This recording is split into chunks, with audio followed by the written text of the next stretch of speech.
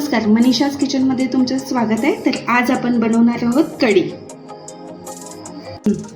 तर आधी आपण हिरवी मिरची 4 हिरव्या मिरच्या घेतल्यात आणि लसूण याचं आपण मिक्सरमधून वाटण करून घेऊयात। आता आपलं हिरवी मिरची आणि लसूणचं वाटण बनवून झालेलं आहे। तर इथं मी आता 2 चमचे बेसन घेतलंय। आता यामध्ये मी टाकणार आहे पाणी आणि हे पाण्याने काय करायचं, आपण आता हे सर्व गाठी फोडून घ्यायच्यात। हे असं तर हे बघा, आता मी असं हे बेसन करून घेतलेलं आहे, पाणी टाकून याच्या गाठी फोडल्यात। तर आता हे मी ताकामध्ये टाकणार आहे। आपण तसंच बेसन पण टाकू शकतो, पण त्यामुळे काय होतं, गाठी होतात। हे बघा, थोड्याशा वर गाठी आलेल्या आहेत, तशा गाठी येतात। त्यामुळे आपण थोडंसं पाणी टाकून आधीच आपण गाठी फोडून घ्यायच्या आणि नंतर बेसन टाकायचं। आता या ठिकाणी मी पातेलं गरम करायला ठेवलेलं आहे। तर यामध्ये टाकूयात आपण 1 पळी तेल। तेल गरम झाल्यानंतर यामध्ये टाकूयात आपण मोहरी।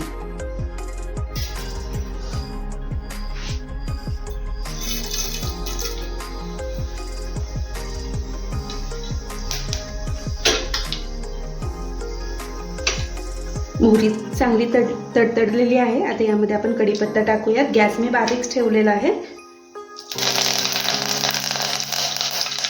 आता यामध्ये आपण हे जे वाटण बनवलेलं आहे ना, लसूण आणि मिरचीचं, ते टाकूया।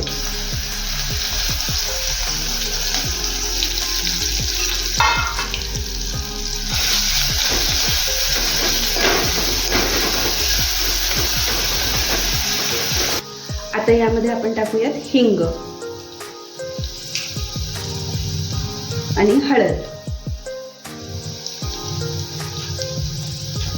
आता हे दोन्ही परतून घेऊयात चांगलं। आता यामध्ये ताक टाकूयात।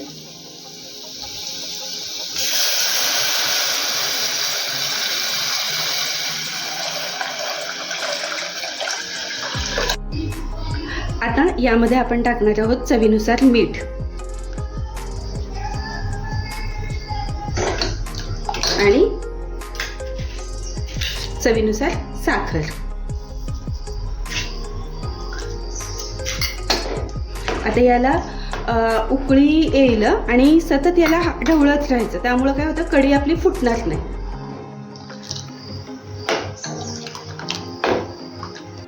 हे बघा, आता हे असं सतत हलवत राहायचं। 5 मिनिटं आपल्याला कढी शिजवून द्यायची आणि हे हलवल्यामुळे काय होतं, कढी फुटणार नाही, त्यामुळे हलवत राहायचं।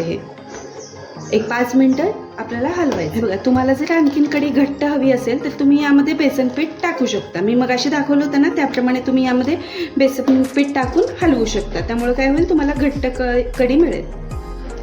आता बघा, आपली कढी झालेली आहे। आता यामध्ये आपण टाकणार आहोत कोथिंबीर।